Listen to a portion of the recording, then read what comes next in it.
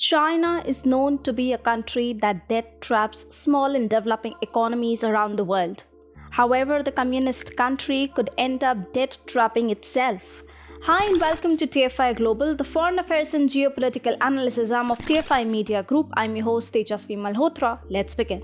China's economy is in a deep crisis. Repeated lockdowns, a real estate downturn, and peaking oil prices have hampered Xi Jinping's economic growth targets. So Xi is going back to the old formula.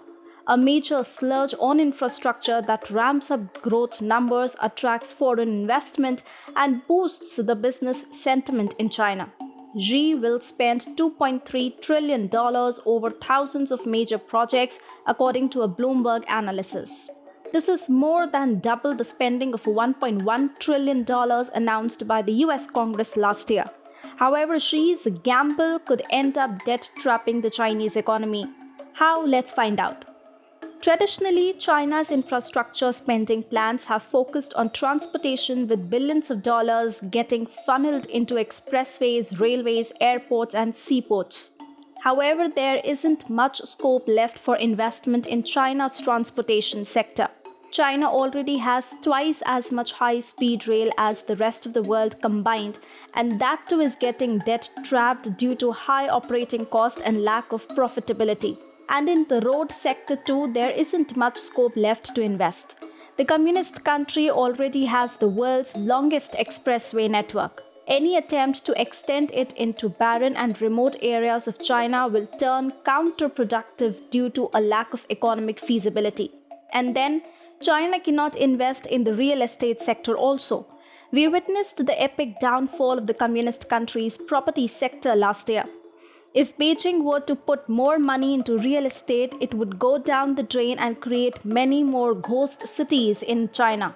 Yet, 30% of China's construction stimulus is estimated to go towards transport infrastructure.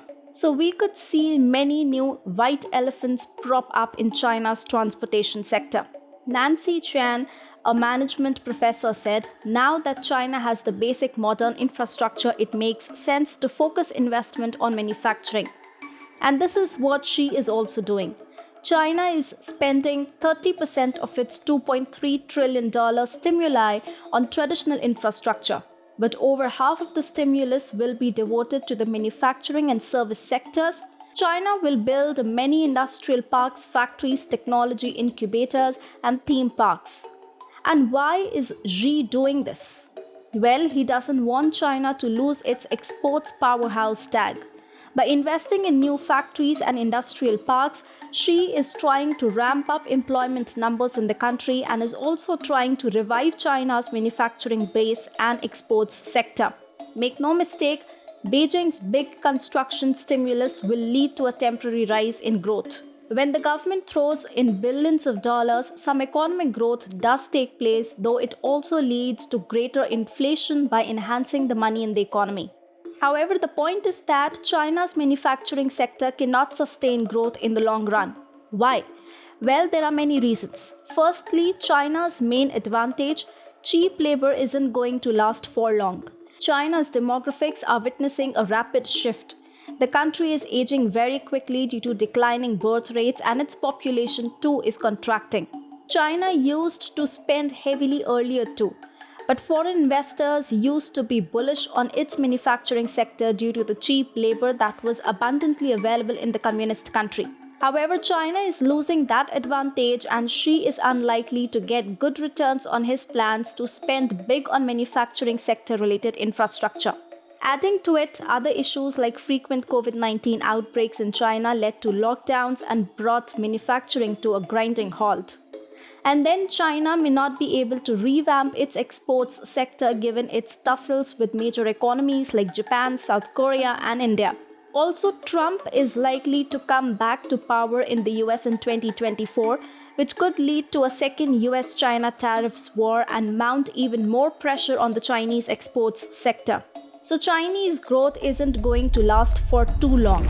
But what is going to last is the debt of billions of dollars that will pile up due to Xi's construction stimulus. When much of the debt fueled construction growth remains unutilized, the economy starts heading towards increasing risk of defaults and an eventual collapse. The Chinese economy is already reeling under a heavy debt burden. Along with official debt, the hidden debt contracted by local and provincial governments runs into trillions of dollars. Now, Xi's construction stimulus could lead to more debt and more trouble, which would ultimately leave China debt trapped.